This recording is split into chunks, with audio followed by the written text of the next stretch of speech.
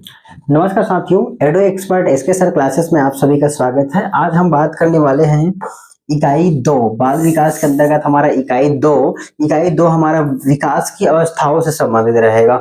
बाल विकास की अवस्था से संबंधित है कि बाल विकास को संबंधित तथ्यों को जानने के लिए एक निश्चित एज या अवस्था या आयु के आधार पर अलग अलग मनोवैज्ञानिकों द्वारा दिए गए अवस्था या कालखंड को हम बाल विकास की अवस्था कहते हैं। बाल विकास का अवस्था भिन्न भिन्न मनोवैज्ञानिकों द्वारा विकास काल को गर्भकाल से परिपक्वता काल को विभिन्न या उनकी विशेषताओं के अनुसार उन्हें अलग अलग अवस्थाओं में बांटा गया है। इन्हीं को हम बाल विकास की अवस्था कहते हैं। ये प्रत्येक अवस्थाएं एक दूसरे आपस में ये जो है उनका अलग ही महत्व है ना। अवस्थाएं अगर बात करें तो बाल विकास की अवस्थाएं 4 अवस्थाएं हैं: गर्भावस्था, शैशवावस्था, बाल्यावस्था और आपका किशोरावस्था। 4 आपकी अवस्था है, जिसमें से आपका प्रथम अवस्था है गर्भावस्था, दूसरा है शैशवावस्था, तीसरा है बाल्यावस्था और चौथा है आपका किशोरावस्था। हर किसी का एक निश्चित विशेषता है, एक निश्चित समयावधि है। उस समयावधि या उस कालखंड को हम उस गर्भावस्था या शैशवावस्था या बाल्यावस्था अथवा किशोरावस्था के नाम से जानते हैं। तो आइए जानते हैं सबसे पहले जो हमारा है गर्भावस्था है ना। गर्भावस्था की बात करें तो गर्भावस्था आपका गर्भधारण से 40 सप्ताह या 280 दिन, जो टोटल आपका 280 दिन है, उस समयावधि को कहा जाता है। इस अवस्था में गर्भधारण करने से जन्म के समय तक मानी जाती है। अगर गर्भावस्था की बात करें तो गर्भधारण करने से आपका जन्म लेने तक का जो ड्यूरेशन होता है या काल होता है, उसे हम गर्भावस्था कहते हैं। यह अवस्था बाल विकास की प्रारंभिक अवस्था होता है। ये जो अवस्था है बाल विकास का प्रारंभिक अवस्था, क्योंकि इसी के पश्चात आपका गर्भावस्था के बाद आपका शैशवावस्था, बाल्यावस्था, किशोरावस्था और ये अवस्थाएं हैं, ये इसके बाद ही आता है। तो इसे आप प्रारंभिक अवस्था भी कहते हैं। बाल विकास का प्रारंभ गर्भावस्था से होता है। इसके पश्चात अन्य अवस्थाओं का विकास होता है ना। अब अगर हम बात करें मानव विकास का क्रम, मानव का विकास किस प्रकार से होता है, एक स्थित क्रम है। 3 आपका दिन है: युग्मनज, भ्रूण, फिर गर्भस्थ शिशु। तो ये 3 प्रकार का होता है। तो एग्जाम में आपको इसका क्रम से जमाने दिया है, क्रम में जमाने के लिए प्रश्न पूछा जाता है। तो इसका क्रम आप याद रखें: युग्मनज, भ्रूण, गर्भस्थ शिशु। ये इन तीनों का जो है वो सही सीक्वेंस होता है। ठीक है। उसके बाद हम बात करते हैं युग्मनज, जो कि आपका प्रथम अवस्था है। युग्मनज है ना, गर्भावस्था के अंतर्गत पहले युग्मनज बनता है। तो युग्मनज क्या होता है? 2 युग्मक कोशिकाएं लैंगिक प्रजनन के द्वारा संयुक्त होकर एक कोशिका का निर्माण करता है, उसे हम युग्मनज कहते हैं। युग्मनज यह है 2 युग्मक कोशिकाएं लैंगिक प्रजनन के द्वारा संयुक्त होकर मिलकर एक कोशिका का निर्माण करते हैं, जिसे हम युग्मनज कहते हैं। युग्मनज होता है। युग्मनज के पश्चात ही आपका भ्रूण होता है। प्राणी के विकास की प्रारंभिक अवस्था, जैसे ये आपका स्टार्टिंग हो गया, उसके बाद आपका जो होता है भ्रूण, तो भ्रूण से आपका प्राणी का विकास का प्रारंभिक अवस्था भ्रूण से ही होता है। उसके बाद तीसरा देखते हैं हम गर्भस्थ शिशु। इसे गर्भकालीन विकास की अवस्था कहते हैं। जो आपका गर्भस्थ शिशु है, तो जब शिशु बनता है तो ये गर्भस्थ शिशु जब गर्भकालीन विकास की अवस्था, गर्भ के अंदर होता है विकास, तो ये विकास की अवस्था है। उसके बाद हम बात कर लेते हैं जो गर्भकालीन अवस्था है। गर्भकालीन अवस्था के विकास की गति अति तीव्र होती है, अतः अध्ययन की सुविधा की दृष्टि से इसे 3 भागों में बांटा जाता है। जो आपका गर्भकालीन अवस्था है, गर्भकालीन अवस्था उसे 3 भागों में बांटा गया है। पहला है आपका डिंब अवस्था या बीजावस्था बोलते हैं इसी को, दूसरा है भ्रूणावस्था, तीसरा है गर्भस्थ शिशु अवस्था। तो ये 3 अवस्थाएं होती हैं। जो गर्भकालीन आपका अवस्था है उसके अंतर्गत ये 3 अवस्था होता है। तो इसके बारे में हम देख लेते हैं। यहाँ से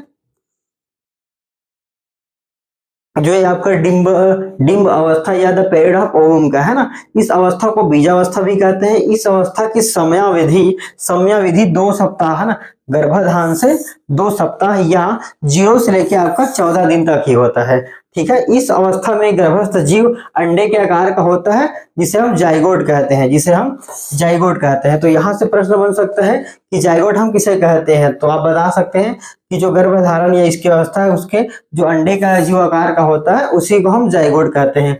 इसके अंदर लगातार कोशिका का विभाजन होते रहता है, जो हमें ऊपर से पता नहीं चलता है।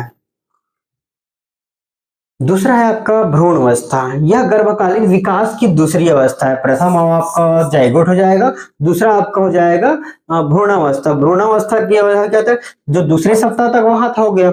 अब दूसरे सप्ताह के बाद तीसरे सप्ताह से 2 माह तक, यानी कि 15 से 60 दिन तक इसका अवस्था होता है। ठीक है, समस्त शरीर जो रचना या शरीर की जो रचना का निर्माण है वो इसी अवस्था में होता है। जैसे आप देखेंगे शरीर रचना, आकार, आकृति का निर्माण इसी अवस्था में होता है। उसके बाद शरीर के जितने भी अंग है, अंग का निर्माण, तो इस अवस्था को हम निर्माण की अवस्था भी कहते हैं। तो हमारा जो दूसरा अवस्था है भ्रूणावस्था, इसे हम निर्माण की अवस्था भी कहते हैं। उसके बाद आता है तीसरा हमारा गर्भस्थ शिशु अवस्था। ये अवस्था आपका निर्माण का अवस्था नहीं, ये आपके विकास का अवस्था है। यह गर्भकालीन विकास की तीसरी और अंतिम अवस्था है।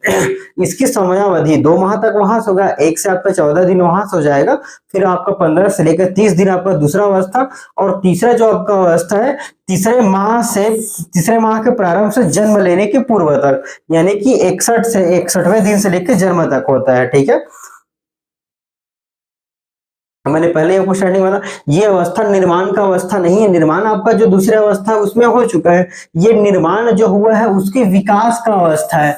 ये विकास की अवस्था है। भ्रूणावस्था में जिन अंगों का निर्माण हो गया होता है उन्हीं अंगों का विकास इस अवस्था में होता है। ठीक है, उसके बाद अवस्थाओं का जो क्रम है उसे हम एक बार देख लेते हैं। यहाँ से देखें गर्भस्थ शिशु, यहाँ से सप्ताह में रहेंगे। दूसरा है आपका शिशु का क्रियाकलाप। ठीक है, तो पहला हमारा जो होगा वो 4वें सप्ताह में हृदय की धड़कन का प्रारंभ हो जाता है। 7वें सप्ताह की अगर बात करें तो गर्भाशय में गति या हलचल का प्रारंभ होता है।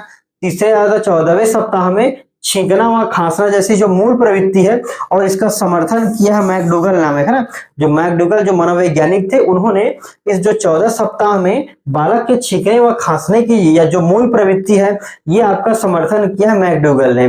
तो यहां से आपका प्रश्न ये बन सकता है कि यहाँ से कूट मिलान करने वाला प्रश्न बन सकता है कि शिशु चौथे माह में कौन सा क्रियाकलाप करता है, या 6वें सप्ताह में, या 7वें सप्ताह में, या 3 माह में कौन सा क्रिया करता है। तो अगर 3 माह की बात करें तो आंख और मस्तिष्क का निर्माण हो जा रहता है।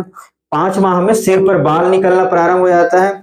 उसके बाद हमारा सातवां बहुत ही महत्वपूर्ण है, सपने देखना प्रारंभ। समर्थक है जे एस रोस। ठीक है, उसके बाद जो 40वां सप्ताह है या 40 सप्ताह है, टोटल 280 दिन, ये पूर्णतः विकसित हो जाता है। अगर हम इसको 280 को हम अगर 30 से भाग दे देते हैं ना, तो यहां से आपका 9 महीना और 10 दिन के करीब निकलता है। तो इसलिए कहा जाता है कि जो बच्चा 9 महीने में जिसका जन्म हुआ है वो पूर्णतः विकसित हो रहता है। कभी कभी किसी कारणवश बच्चे को 9 माह से पूर्व निकाला जाता है, तो ऐसे बच्चे में किसी प्रकार का कोई ना कोई आपको कमी या किसी प्रकार से रोग से ग्रसित होते हैं। तो ये जो 9 महीने के बाद ही जो डिलीवर होते हैं है ना, वो पूर्ण रूप से विकसित होते हैं। ठीक है,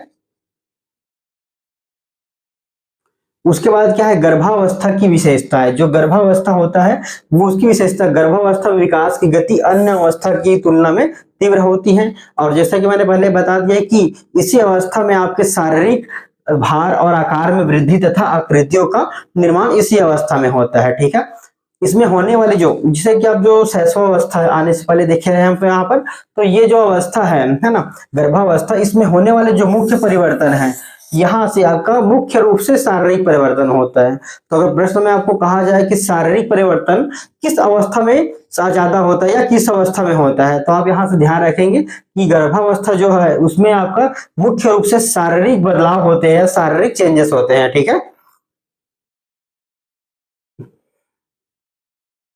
फिर दूसरा देखते हैं इन्फेंसी या आपका शैशवावस्था।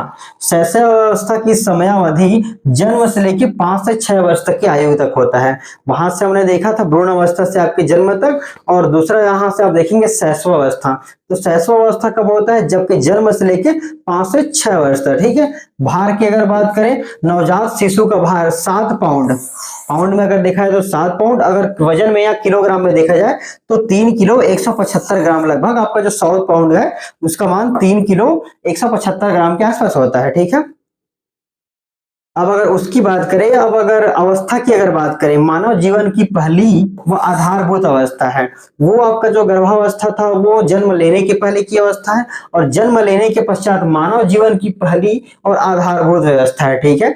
दूसरा हम बोल सकते हैं जैसे खिलौनों का अवस्था, क्योंकि बच्चे जब जीरो या जब जन्म लेते हैं, जन्म से 5 से 6 वर्ष तक, तो उनका मुख्य आपका खिलौने की तरह वो खेल खेलते हैं ना खिलौने से, तो खिलौने की अवस्था है। अतार्किक चिंतन की अवस्था, बड़ों पर निर्भरता की आवश्यकता, जैसे आप बच्चे देखे होंगे 5 से 6 साल तक के जो भी बच्चे रहते हैं वो अपना हर कार्य नहीं कर पाते हैं, तो बड़ों पर क्या अधिकांश तो निर्भर रहते हैं। अब अगर बात करते हैं तो तीव्र वृद्धि की बात करते हैं, तो इस अवस्था में सबसे तीव्र वृद्धि और विकास की अवस्था है, सबसे तीव्र और विकास की अवस्था है। साथ ही यह भविष्य निर्माण के लिए भावी भावी जो जीवन है उसकी आधारशिला है। जैसे आप यहाँ स्टार्टिंग करते हैं तो ये भावी जीवन की आधारशिला भी है। ठीक है। उसके बाद देख लेंगे सीखने की आदर्श अवस्था, मानव विकास की प्रथम प्रमुख अवस्था, मानव विकास है उसकी प्रथम प्रमुख अवस्था है, प्रथम प्रमुख अवस्था। उसके बाद विद्यालय पूर्व की अवस्था, शैशवावस्था में बच्चे के क्रियाकलाप मूल प्रकृति के होते हैं, है ना, मूल प्रत्यात्मक होते हैं।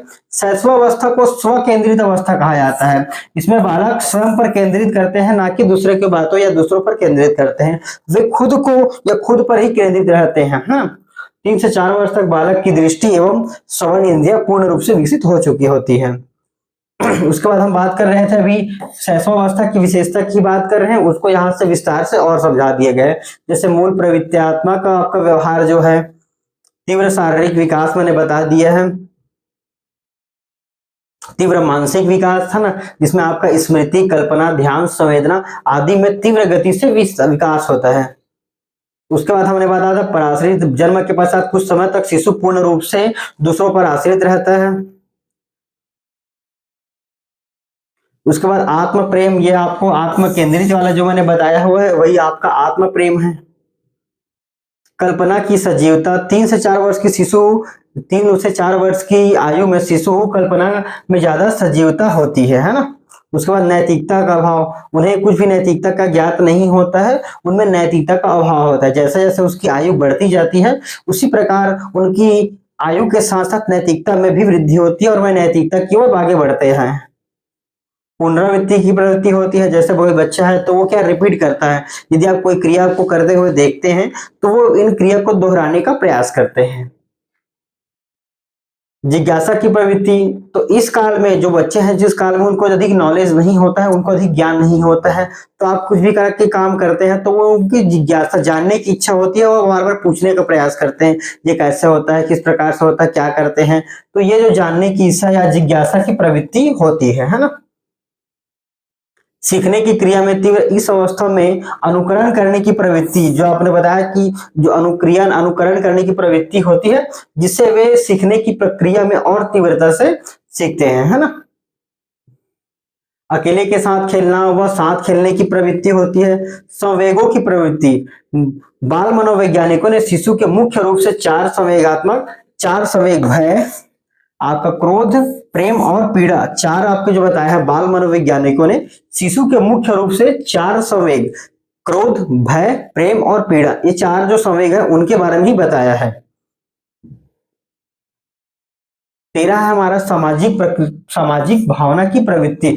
बालक जिस समाज में रहता है, बालक जिस समाज में रहता है या जिस वातावरण में रहता है, उस वातावरण के अकॉर्डिंग ही उनका जो है सामाजिक भावना का विकास या उसकी भावना की प्रवृत्ति उसमें उजागर होता है ना।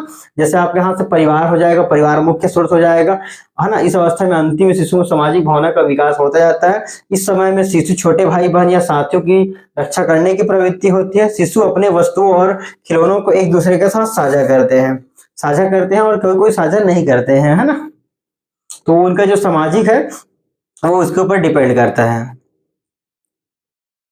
तत्पश्चात हम देखेंगे शैशवावस्था या जो बाल्यावस्था या शैशवावस्था है। शैशव के लिए उत्तम शिक्षण विधि क्या है, शिक्षक शिशु को मॉन्टेसरी विधि, किंडरगार्टन विधि और खेल विधि, ये इन 3 विधियों के माध्यम से हम उसका बौद्धिक स्तर अपग्रेड कर सकते हैं या उनको शिक्षा दी जाती है। तो सबसे पहले हम देखते हैं मॉन्टेसरी शिक्षा प्रणाली। मॉन्टेसरी शिक्षा प्रणाली जो है वो 2 से 6 वर्ष के बच्चों के लिए ही आपका ये विधि उपयुक्त है। मॉन्टेसरी ने बहुत सारे बच्चों के ऊपर इसको रिसर्च किया।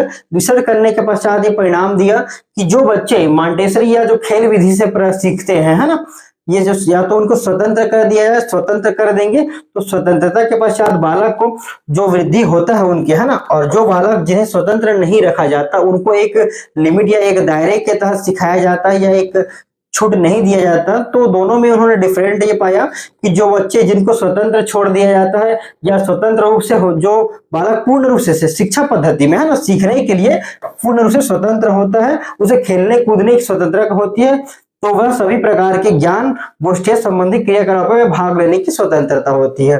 तो जो छात्र, ये बहुत सारे उन्होंने छात्रों पर इसका एक्सपेरिमेंट किया तथा ये पाया कि जो छात्र इस शिक्षण विधि में जो स्वतंत्र होते हैं वो जो एक बंधे हुए छात्र होते हैं उनसे उनका जो बौद्धिक स्तर या उनकी जो गोष्ठियां हैं वो उनका ज्यादा होता है।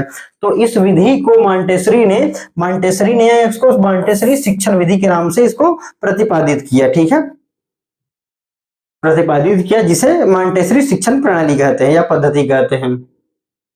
दूसरा है आपका किंडरगार्टन शिक्षण विधि। दूसरा है किंडरगार्टन शिक्षण विधि। इस विधि के जो जनक है वो फ्रॉबेल है ना। फ्रॉबेल है। किंडरगार्टन का अर्थ है बच्चों का उद्यान। ये आप यहां से देख लेंगे तो ये आपका एग्जाम में पूछा सकता है कि किंडरगार्टन का के जनक कौन है। दूसरा आपको ये पूछा जा सकता है कि जो मॉन्टेसरी शिक्षण प्रणाली है उन्होंने उसको किसने दिया। तो ये कोड के रूप में आ सकता है या तो सीधे प्रश्न आ सकता है। साथ ही आप यहाँ से किंडरगार्टन है ना, वो जो बच्चों का उद्यान है, वो फुल फॉर्म इसका भी पूछ सकते हैं किंडरगार्टन का अर्थ क्या होता है। जो फ्रॉबेल ने बच्चों को एक अविकसित पौधा मानते हैं जिन्हें स्कूल में अध्यापक रूपी माली द्वारा सींच कर बड़ा और काबिल बनाया जाता है या काबिल किया जाता है। इस जो कार्य है किंडरगार्टन, उनमें जो शिक्षण कार्य है वो महिलाओं के द्वारा या स्त्रियों के द्वारा किया जाता है। उन्होंने बहुत सारे स्टूडेंट पर ये करके देखा तो उन्होंने पाया कि जो महिलाएं या शिक्षण होती है, शिक्षण कार्य जो है वो महिलाओं के द्वारा अधिक आपका परिणाम देता है। तो ये जो विधि है, इस विधि में शिक्षण कार्य महिलाओं के द्वारा या स्त्रियों के द्वारा किया जाता है। अब किंडरगार्टन स्कूल है तो किंडरगार्टन स्कूल में किस प्रकार का शिक्षा विधि या किस प्रकार की आपको स्वतंत्रता दी जाती है। जहां किंडरगार्टन बच्चों का एक छोटा सा स्कूल है जहां बच्चों की चटाई बुनना, बच्चों को मिट्टी की मूर्तियां बनाने, सांस्कृतिक कार्यक्रम तथा क्रियात्मक गाने सिखाए जाते हैं। तो ये इस प्रकार की क्रिया विधि द्वारा उनको सिखाया जाता है। ठीक है, उसके बाद हम अगला देखते हैं मनोवैज्ञानिकों का मत, है ना। मनोवैज्ञानिकों का मत देखते हैं तो सबसे पहले हम फ्रायड देखते हैं। बालक को जो कुछ बनना होता है प्रारंभ के 5 वर्ष में बन जाते हैं। फ्रायड का कहना है कि बालक को जो भी बनना होता है वो स्टार्टिंग के 5 साल में बन जाते हैं। एडलर का कहना है कि बालक के जन्म के कुछ माह बाद ही यह तय हो जाता है या तय किया जा सकता है कि जीवन में उसका क्या स्थान है। ठीक है, तीसरा वैलेंटाइन आप याद रखेंगे, शैशवावस्था सीखने का आदर्श काल है। वैलेंटाइन डे से आप याद रखेंगे कि ये आदर्श काल है। ठीक है, उसके बाद न्यूमैन से आप याद रखेंगे, न्यूमैन शैशवावस्था जीवन का सबसे महत्वपूर्ण काल है। न्यू है तो महत्वपूर्ण होगा, न्यू है तो महत्वपूर्ण होगा। वैलेंटाइन डे है आपका आदर्श काल है। तो ये आप वैलेंटाइन का आपको भूलेंगे नहीं क्योंकि वैलेंटाइन शैशवावस्था सीखने का आदर्श काल है। तो वैलेंटाइन आपका क्या है, वैलेंटाइन डे जो होता है वो आपका आदर्श काल होता है। तो उससे आप यहाँ से जोड़ के इसको याद रख लेंगे। चौथा आप देखेंगे न्यूमैन, न्यू है तो सबसे महत्वपूर्ण होगा, न्यू है तो महत्वपूर्ण होगा, तो इसको आप न्यू है तो महत्वपूर्ण से याद रख लेंगे। उसके बाद हमारा पांचवा है क्रो एवं क्रो के अनुसार। तो क्रो एंड क्रो के हम यहाँ से ग्रो एंड ग्रो याद रख लेंगे, grow and grow, crow crow grow grow, crow crow grow grow. तो यहां से याद रखेंगे यह अवस्था ही आधार है जिस पर बालक के भावी जीवन का निर्माण किया जा सकता है। इस अवस्था में उसका जितना अधिक निरीक्षण व निर्देशन किया जा सकता है उतना ही अधिक उत्तम विकास और जीवन होता है। ठीक है, तो यहाँ से क्रो क्रो ग्रो ग्रो याद रखेंगे, जितना ज्यादा निरीक्षण और निर्देशन किया जाएगा उसका जीवन उतना ही विकास और उतना ही उत्तम होगा, उसका जीवन उतना ही विकास और उतना ही उत्तम होगा। तो ये आप तीन यहाँ से आपको यहाँ से एक दूसरे से जोड़ के बता दिए गए, तो तीनों का भूलेंगे नहीं। छठवां आप देखेंगे स्टॉग, है ना। स्टॉग के अनुसार जीवन के पहले 2 वर्ष में बालक अपने भावी जीवन की नींव रखता है। यद्यपि परिवर्तन किसी भी आयु में हो सकते हैं, है ना। तो इसको आप एक बार रीड कर लेंगे, उतना इंपॉर्टेंट नहीं है।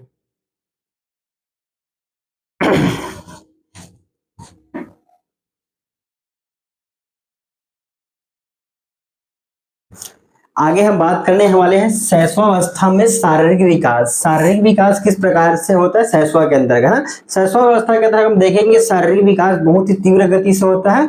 अगर हम बात करें लंबाई, है ना, लंबाई की बात करें तो जन्म के समय शिशु की लंबाई लगभग 51 सेंटीमीटर होती है।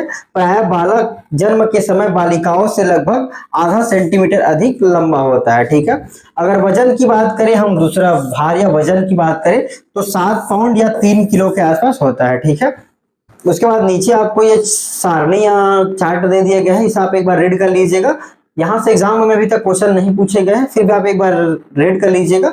हो सकता है अगर यहाँ से क्वेश्चन बने तो आपका छूटना नहीं चाहिए, तो इसको आप एक बार याद कर लीजिएगा, है ना। तीसरा हम देखते हैं कोमल अंग। बच्चे जन्म के पश्चात शिशु के अंग कोमल और निर्बल होते हैं। मस्तिष्क का देखें, है ना, मस्तिष्क की बात करें, मस्तिष्क नवजात का सही उसके शरीर की अपेक्षा बड़ा होता है। जन्म के समय मस्तिष्क का भार लगभग 3 से 350 ग्राम होता है। जन्म के समय सिर की लंबाई कुल शरीर की जो लंबाई होती है उसका 1/4 होता है। यानी कि सिर का लंबाई आपका टोटल शरीर की लंबाई का 25% होता है, ठीक है। तो आप यहाँ से एक प्रश्न याद रख सकते हैं या प्रश्न बन सकता है आपका, जन्म के समय सिर की लंबाई कुल शरीर की लंबाई का कितना होता है, तो 25% बोल सकते हैं या 1/4 बोल सकते हैं। तो दो तरीके से इसको आप लिख सकते हैं। अब पता होगा बच्चे का जन्म के समय दांत होते नहीं है ना, दूसरा दांत होते नहीं है। 6 से 7 माह की अवस्था में दूध के दांत आते हैं, अस्थायी निकलने लगते हैं, और 12 माह की आयु तक दूध के सभी 20 दांत निकल आते हैं।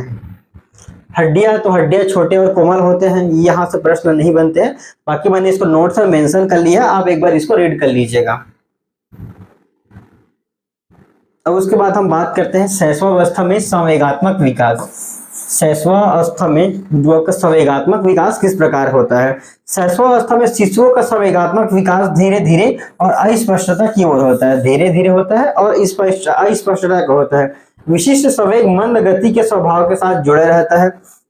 शारीरिक आयु जैसा जैसा आपका बढ़ता जाता है, शारीरिक आयु जिस प्रकार से बढ़ता जाता है बालक का, उस प्रकार उसकी जो संवेगात्मक विकास है वो धीरे धीरे उसके साथ ही होता है। शैशवावस्था मुख्य रूप से 4 या इसमें से 3 आपको बताया गया है। शैशवावस्था मुख्य रूप से 3 भय, क्रोध व प्रेम आदि 3 संवेगों का ही विकास होता है। शैशवावस्था में अगर हम बात करें, भय, क्रोध व प्रेम, ये 3 संवेग का ही विकास होता है। शिशु कभी रोता है, कभी हंसता है, और कभी दोनों का प्रकटीकरण साथ साथ ही करने लगता है। कभी कभी पता नहीं चलता कि जो शिशु है वो कभी हंस रहा है, कभी रो रहा है, या तो कभी कभी दोनों चीजें एक साथ ही करने लग जाता है। उसके बाद यहाँ पर हमने शिशु के संवेगात्मक विकास को हम एक चार्ट ग्रुप में हमने यहाँ पर आपको बना के दे दिया है, इसे आप एक बार रीड कर लेंगे, या इनको मैं एक बार आपको बता देता हूँ, है ना। जन्म के समय सबसे पहले तो उसमें जो संवेदना है या उत्तेजना है ना, उत्तेजना होता है। 1 माह के पश्चात पीड़ा या आनंद का अनुभव करता है। 3 माह के पश्चात क्रोध, 4 माह में परेशानी, 5 माह में भय, और 10 माह में वो प्रेम करना सीख जाता है। 15वें माह में वो इज्जत करना भी सीख जाता है। 24 माह तक यानी कि 2 साल तक खुशी या प्रसन्नता का वो उसमें जो है संवेगात्मक विकास हो जाता है। तो यहाँ से ये प्रश्न बन सकता है, कूट स्तर के प्रश्न बन सकते हैं। तो हमें यहाँ से दे दिया जाएगा जन्म के समय में से कौन सा जो संवेदना का प्रकार है वो उसमें विकास हो रहता है। 5 माह की अवस्था या 5 माह की अवस्था में कौन से प्रकार का, तो ये आपको ऊपर नीचे इस टाइप का क्रॉस करने के लिए इसका कूट स्तर के प्रश्न बन सकते हैं यहाँ से, है ना। तो इसको आप ध्यान रखिएगा, कूट स्तर के प्रश्न बन सकते हैं, ठीक है। अब बात करते हैं शैशवावस्था में सामाजिक विकास। शैशवावस्था में सामाजिक विकास किस प्रकार से होता है। शैशवावस्था में बच्चा जिस वातावरण या जिस समाज में रहता है उस समाज के अनुसार ही उसका सामाजिक विकास होता है। जैसे कि जो सामाजिक विकास है उसका मुख्य केंद्र उसका परिवार होता है, और उसके भाई बहन या जो उनके बड़े होते हैं वो उनका मुख्य होता है। उसके पश्चात जो पास पड़ोस है ना, वो आस पड़ोस का बाद में आता है, ठीक है। प्रारंभ में बालक का सामाजिक दायरा बहुत सीमित होता है। यहाँ पर हमने सामाजिक विकास के क्रम को हमने पूरा प्रथम माह में से लेके आपका जितना भी होता है ना, पूरे यहाँ से हमने मेंशन कर दिया है। अभी तक यहाँ से प्रश्न नहीं पूछे गए हैं, लेकिन आप इसको एक बार रीड कर दीजिएगा, मैंने नोट्स में डाल दिया हुआ है।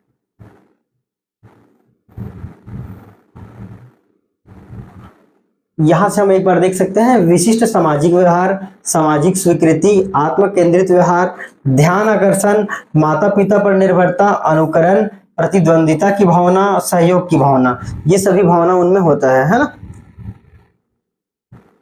अब बात करते हैं शैशवावस्था व मानसिक विकास। शैशवावस्था व मानसिक विकास गुड एनएफ के अनुसार व्यक्ति का जितना भी मानसिक विकास होना रहता है या होना होता है, उसका आधा 3 वर्ष की आयु तक हो जाता है।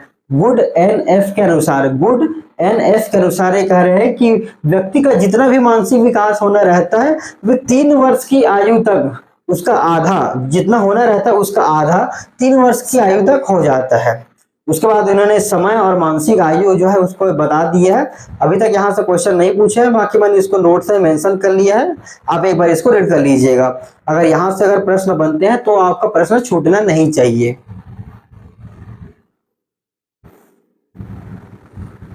शैशवावस्था में शिक्षा का स्वरूप। शैशवावस्था में जो शिक्षा है वो शिक्षा का स्वरूप किस प्रकार होता है? शिशु को शांत स्वस्थ वातावरण चाहिए, तो पेरेंट जो है वो शांत और स्वास्थ्य और सुरक्षित वातावरण चाहता है। अतः घर और विद्यालय में उसे इस प्रकार का वातावरण प्रदान किया जाना चाहिए। शिशु अपनी आवश्यकता की पूर्ति के लिए दूसरों पर निर्भर रहता है, ये मैंने आपको आगे बता दिया है। माता पिता और शिक्षक को उसे डांटना या पीटना नहीं चाहिए। इसके विपरीत उन्हें प्यार से समझाने का या सदैव प्रेम और शिष्टता और मदद का व्यवहार करना चाहिए। ठीक है, तो जो शिशु होता है उनको डांटना या उनको दंड देना नहीं चाहिए, उसकी अपेक्षा के उसे प्रेम से उनको समझाना चाहिए, साथ ही सहयोग की भावना का उसमें विकास करना चाहिए। बालक में मैंने आपको बताया अपनी जिज्ञासा, बालक में जानने की इच्छा होती है, तो उनकी जो इच्छाएं हैं या जो जानने की प्रवृत्ति है ना, जो एक सही दिशा में हो, उन सभी जिज्ञासाओं को हमको पूरा बताना चाहिए, ताकि उनमें जो जानने की इच्छा है और उसका विकास हो सके, साथ ही उसका और ज्ञान जो स्तर है वो बढ़ सके, है ना।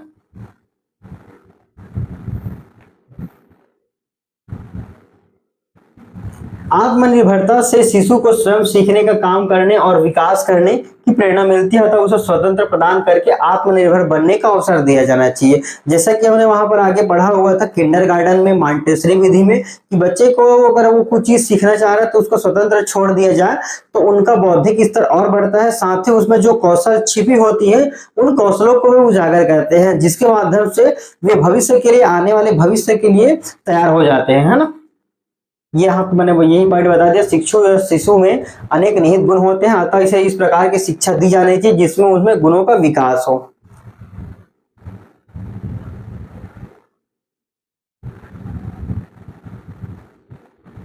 यहां से हो गई आपका शिशु में मानसिक क्रियाओं की तीव्रता होती है, अतः उसे सोचने विचारने के अधिक से अधिक अवसर देने चाहिए। यहाँ से अगर उनको अधिक अवसर देंगे तो वे अधिक सोच सकेंगे, और उनका जिस भी फील्ड में रुचि होगा वे उस फील्ड के अकॉर्डिंग कुछ नया करने का प्रयास करेंगे, जिससे वे आने वाले भविष्य के लिए उस फील्ड में तैयार हो जाएंगे।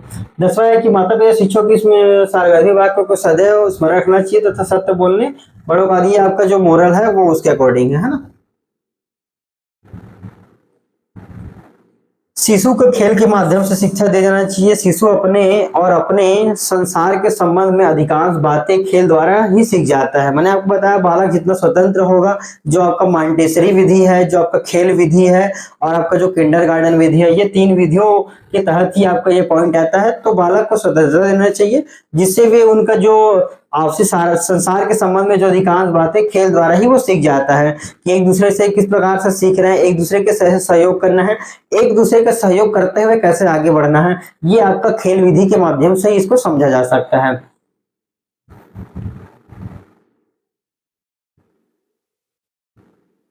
उसके बाद हमारा तीसरा आता है बाल्यावस्था। बाल्यावस्था करने से पहले हम एक मिनट देख लेते हैं आज का वीडियो कितना मिनट का हुआ है।